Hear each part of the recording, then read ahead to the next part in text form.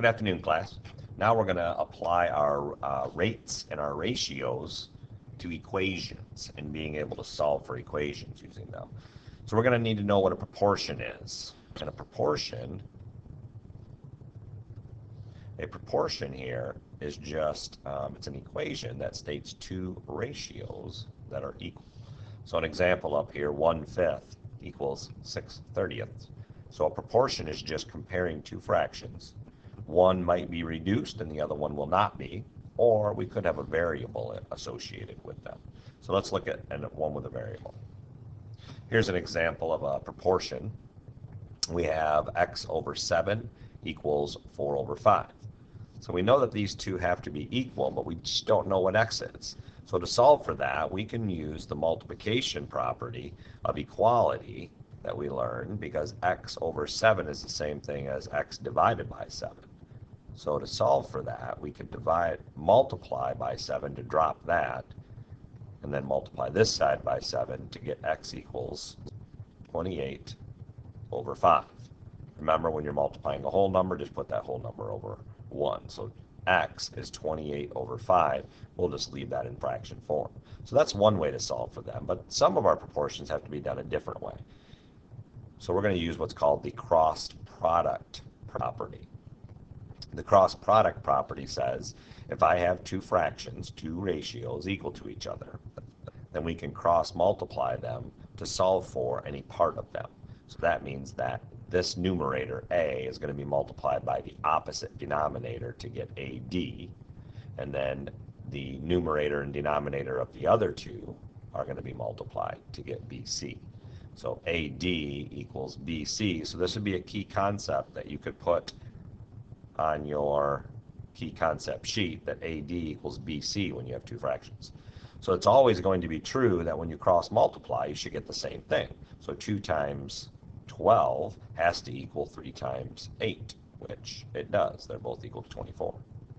So we could solve the previous problem the same way by doing the cross product. It may involve some more steps, but you would get the same answer. So let's look at an example where doing the cross product property will help us. Here we have a proportion, two ratios, but they have two variables in them, and we have some adding going on.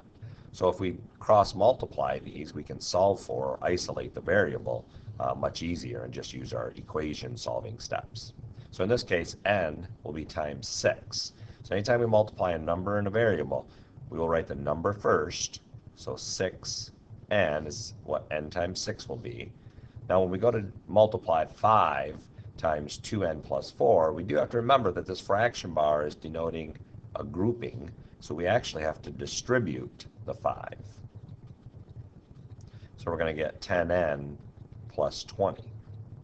So we have to multiply that 5 by both. Now it's just a matter of isolating the variable. So we need to take this 10n and move it to the other side. So we're going to subtract that to do that. Well, 6 minus 10n is going to be a negative 4n. That will drop this out and leave us with just the 20. It's the idea of moving a variable. We can now divide by negative 4, and we get n equals negative 5. So you can always go up here, check your answer by putting negative 5 in for n, just to confirm you have the right answer.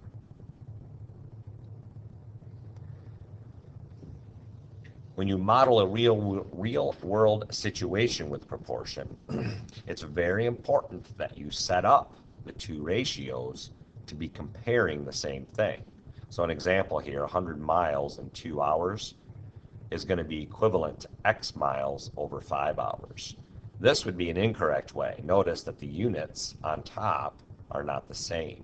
So when you're setting up a proportion from a word problem, you have to make sure that your units line up properly.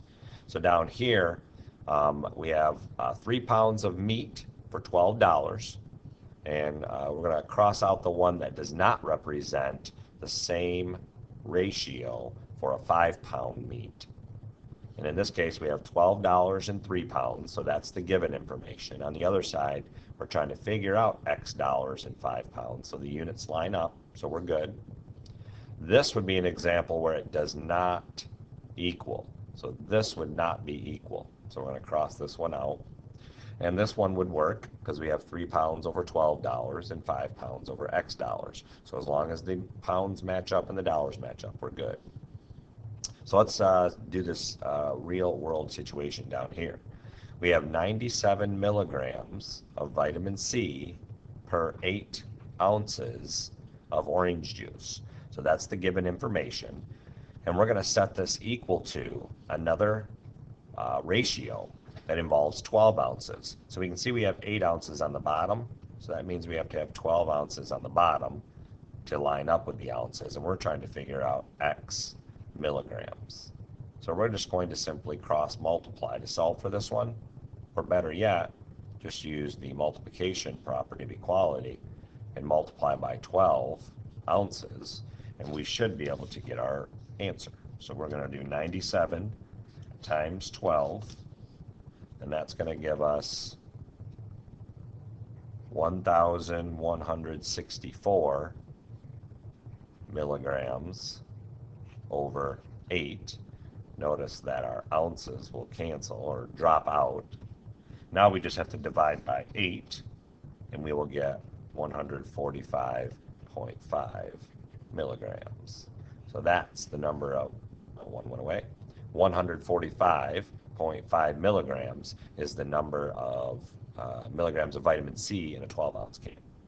So bring this to class with you, these notes, and any questions you may have, and answer the questions after the video. Have a good afternoon.